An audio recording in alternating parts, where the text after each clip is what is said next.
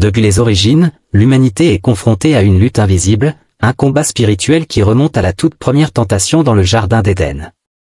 Comment une simple conversation entre Ève et un serpent a-t-elle pu bouleverser le destin de toute l'humanité? Que se cache-t-il réellement derrière cette histoire? Dans cette vidéo, nous allons plonger dans le récit de la chute, explorer les ruses de Satan et découvrir comment cet événement impacte encore nos vies aujourd'hui. Préparez-vous à redécouvrir une vérité ancienne, mais terriblement actuelle, et à comprendre pourquoi la moindre désobéissance peut entraîner des conséquences éternelles. Les créatures et animaux que Dieu n'a pas créés mais que le péché a engendré la dernière vous surprendra. Numéro 1, les Néphilim. Avant le déluge, une abomination s'est produite. Une créature est née, incarnant tout le plan des forces du mal. Il s'agissait d'un mélange de deux êtres qui n'étaient jamais censés s'unir. Genèse 6 versets 1 à 4 est un passage mystérieux qui fascine de nombreux lecteurs de la Bible en raison de l'identité énigmatique des « fils de Dieu » et des « Néphilim ».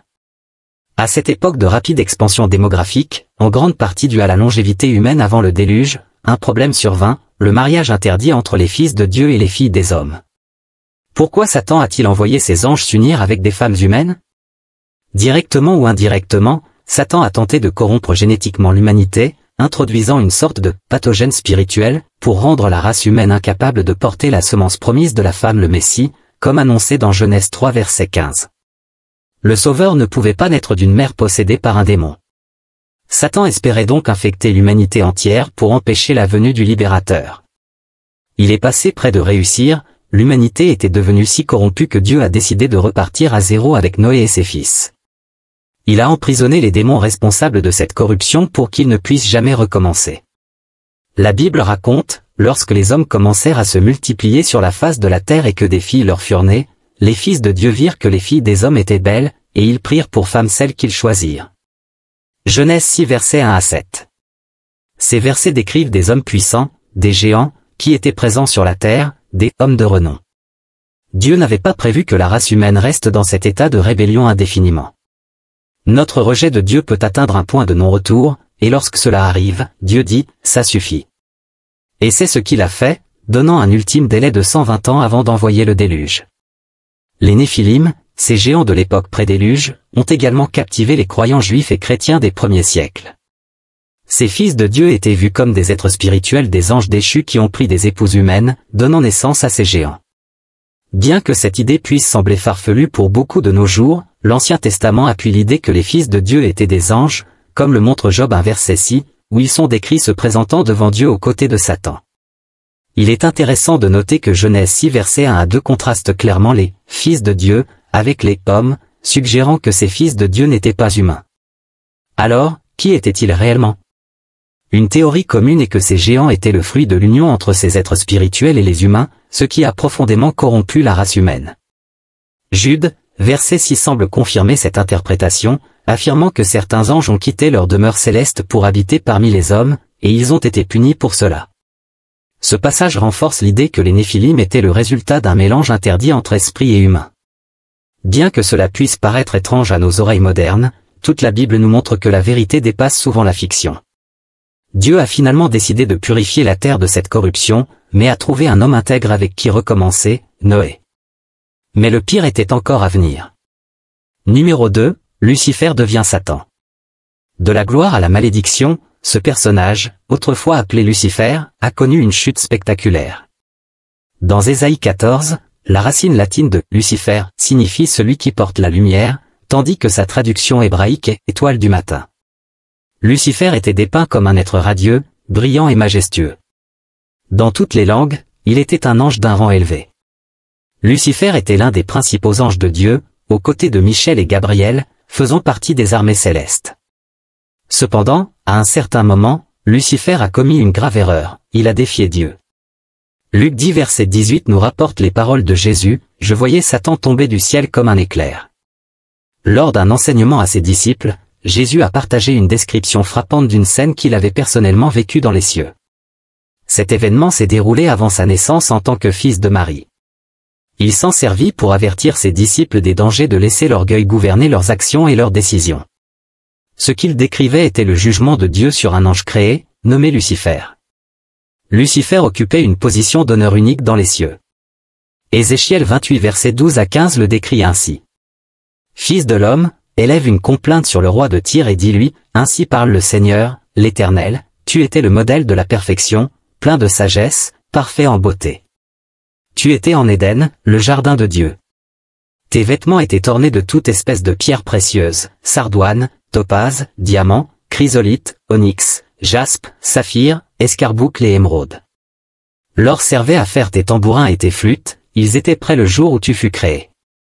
Tu étais un chérubin protecteur aux ailes déployées, je t'avais placé et tu étais sur la montagne sainte de Dieu, tu marchais au milieu des pierres étincelantes. Tu étais parfait dans tes voies depuis le jour où tu fus créé, jusqu'à ce que l'iniquité soit trouvée en toi. Lucifer est décrit comme le chérubin oint qui protège. Les chérubins déployaient leurs ailes au-dessus du siège de la miséricorde. Leur beauté était exemplaire, mais l'orgueil de Lucifer l'a poussé à défier Dieu, cherchant à égaler le Très-Haut. Il semble qu'il ait eu autorité sur une multitude d'anges et qu'il ait réussi à détourner certains d'entre eux de leur loyauté envers Dieu, les amenant à le suivre dans sa rébellion.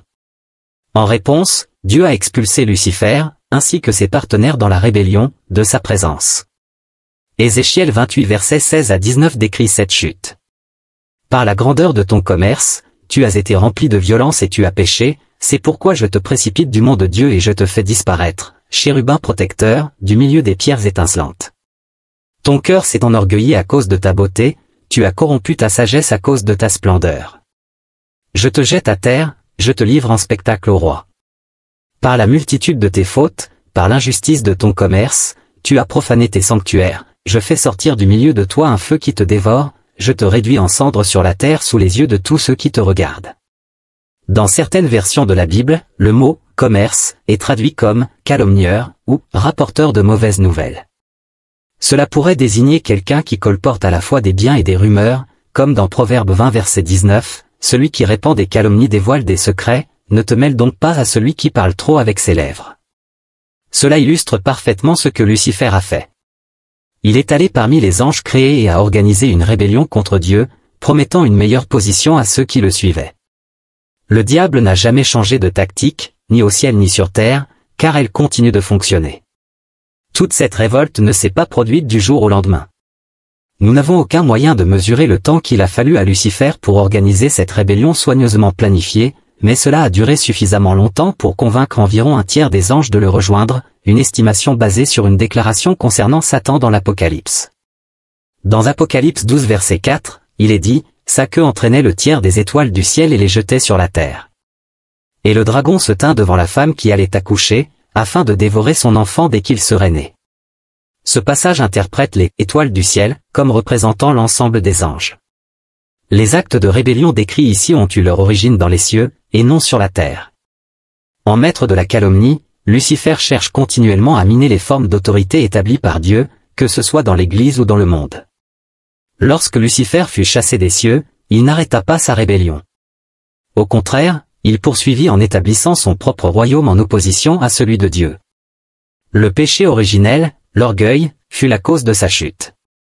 Ézéchiel 28 verset 17 déclare, « Ton cœur s'est enorgueilli à cause de ta beauté, tu as corrompu ta sagesse à cause de ta splendeur. Je te jette à terre. » L'orgueil de Lucifer, né de sa beauté, fut la raison pour laquelle il fut expulsé de la montagne de Dieu. Mais qu'est-ce qui a poussé Lucifer à agir ainsi? Qu'est-ce que le péché originel? C'est l'orgueil. Le premier péché n'a pas été commis sur terre, mais dans le ciel. Ce n'était pas l'ivrognerie, l'adultère ou même le mensonge. C'était une question d'orgueil. Et il reste aujourd'hui le plus mortel de tous les péchés. Beaucoup de croyants ne commettraient jamais d'adultère ou ne s'énivreraient pas, mais ils se laissent facilement séduire par l'orgueil, sans même en reconnaître les ravages. Lucifer était si beau qu'il devint fier de lui-même. Son orgueil finalisa sa transformation de Lucifer à Satan. Il est vital pour nous de comprendre que le premier péché dans l'univers n'était ni un meurtre, ni un adultère, mais bien l'orgueil. C'est l'orgueil qui a engendré la rébellion. Et c'est l'orgueil qui est né des bénédictions que Dieu lui-même avait données à Lucifer, sa puissance, son autorité, sa beauté et sa sagesse. Tous ces dons venaient de Dieu, mais l'attitude mauvaise de Lucifer les a transformés en instruments de sa propre destruction. Ésaïe 14 versets 12 à 15 analyse la motivation derrière la rébellion de Lucifer. C'était son ambition d'être l'égal de Dieu. Lucifer a prononcé 5 déclarations commençant par « Je vais. Je monterai au ciel. J'élèverai mon trône au-dessus des étoiles de Dieu. Je siégerai sur la montagne de l'assemblée. Je monterai au-dessus des hauteurs des nuages. Et enfin, le sommet de son ambition, je serai semblable au Très-Haut. » L'ambition égocentrique de Lucifer fut la cause de son échec. Les Écritures nous montrent un contraste saisissant entre Lucifer et Jésus.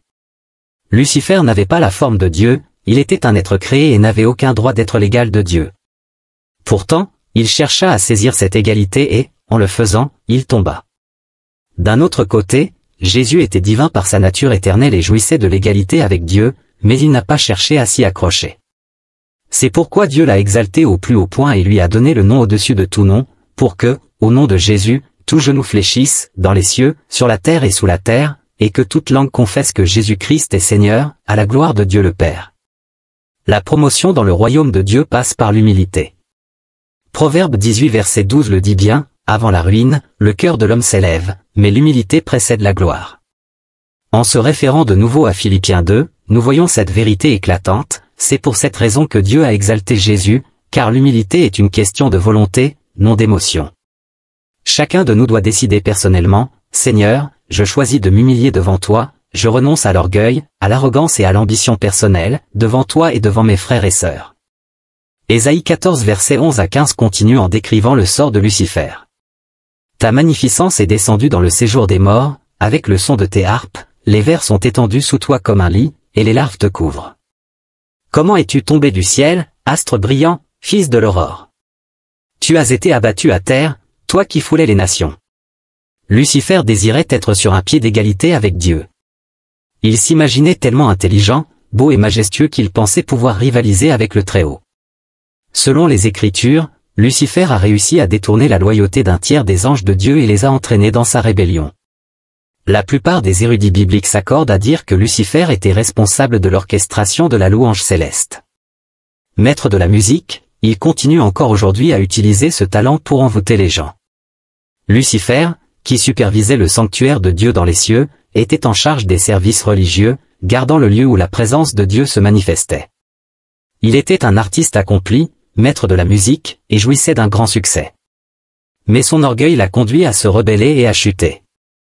Les lignes de la bataille furent tracées, Lucifer fut expulsé de la présence de Dieu après être devenu orgueilleux de sa sagesse et de sa beauté, et après avoir comploté contre Dieu.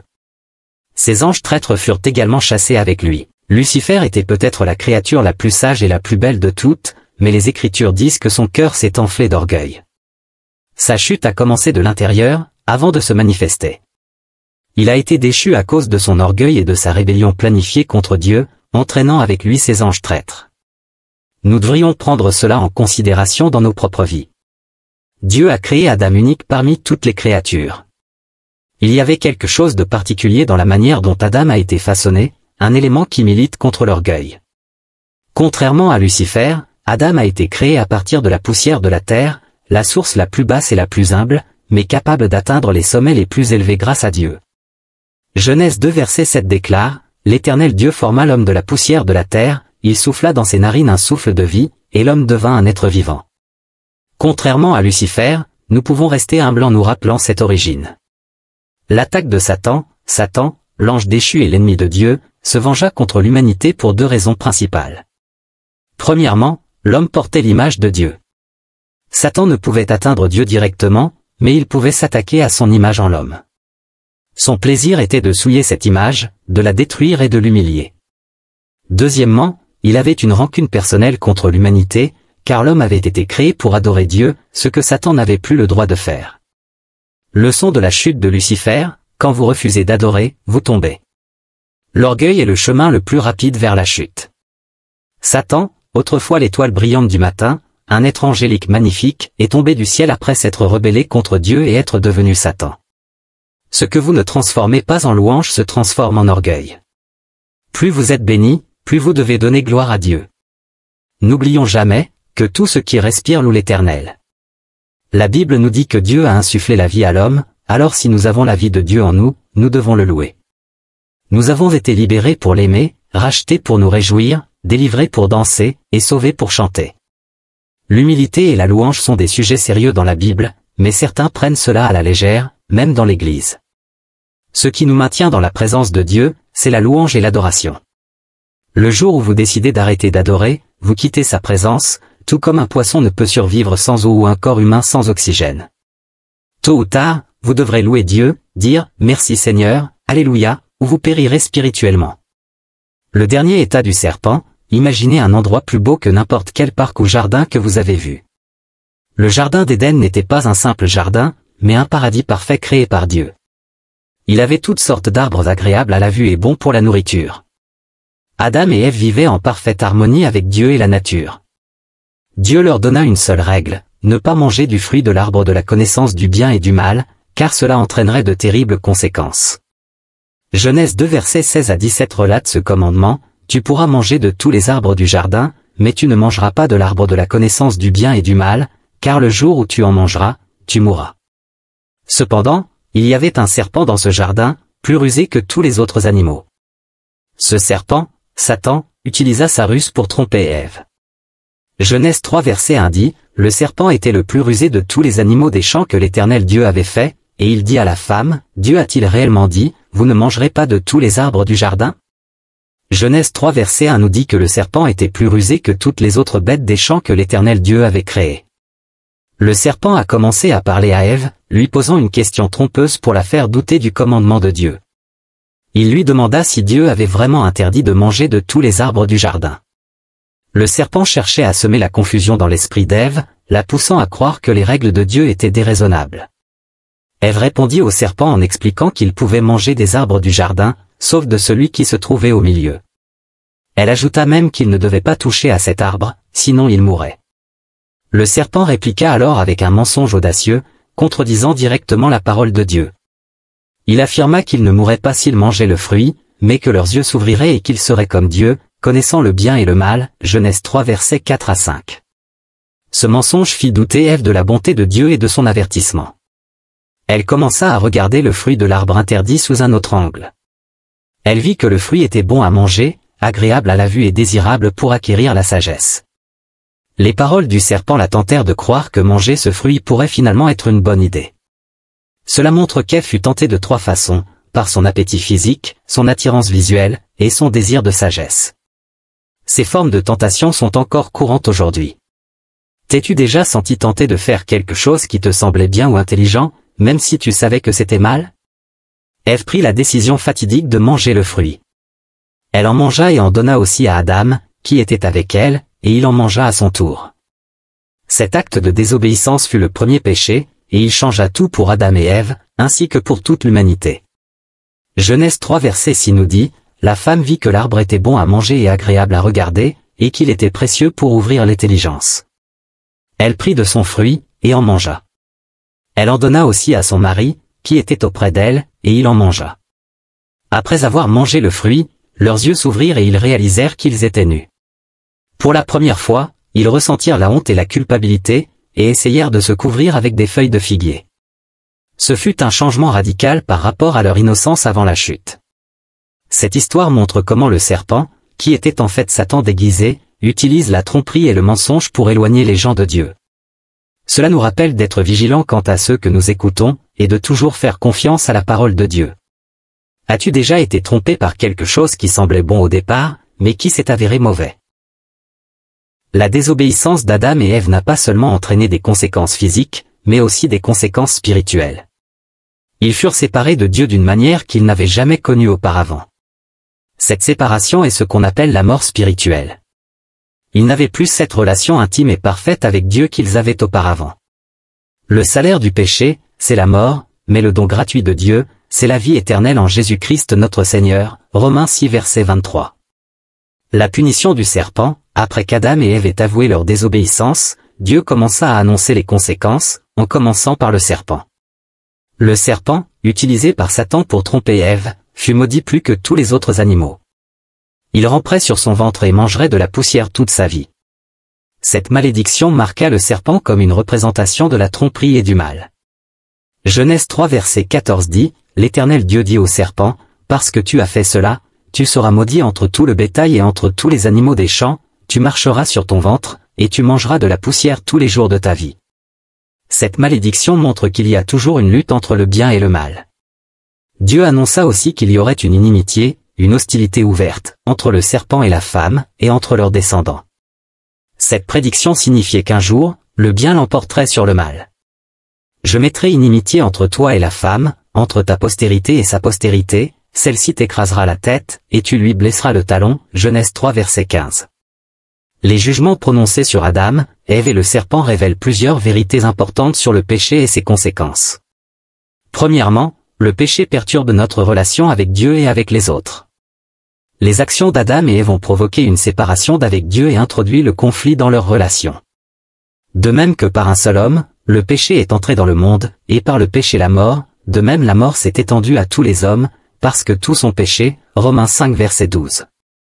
Deuxièmement, ces jugements mettent en lumière à la fois la justice et la miséricorde de Dieu. Bien qu'il ait puni Adam et Ève, il a aussi ouvert une voie pour leur rédemption. Le message concernant la descendance de la femme qui écrasera la tête du serpent fait allusion à Jésus-Christ, qui vaincra le péché et la mort. Ainsi donc, comme par une seule offense, la condamnation a atteint tous les hommes, de même par un seul acte de justice, la justification qui donne la vie s'étend à tous les hommes. Romains 5 verset 18. Les actions de Dieu montrent qu'il est juste et qu'il doit punir le péché, mais qu'il est aussi aimant et miséricordieux, en offrant une voie pour que l'humanité soit réconciliée avec lui. Le récit de la chute d'Adam et Ève n'est pas simplement une vieille histoire, c'est un rappel puissant des conséquences de nos choix et des ruses que l'ennemi utilise encore aujourd'hui pour nous détourner de Dieu. Mais malgré la désobéissance qui a introduit la séparation entre l'homme et son Créateur, Dieu dans sa miséricorde a tracé un chemin de rédemption. Par Jésus-Christ, le serpent est vaincu, et nous sommes invités à revenir à cette relation intime que l'humanité a perdue au Jardin d'Éden. Que cette histoire nous pousse à rester vigilants face aux tentations et à toujours nous appuyer sur la vérité de la parole de Dieu. Le salut est offert à tous, et il est à portée de main. Que choisirez-vous aujourd'hui ?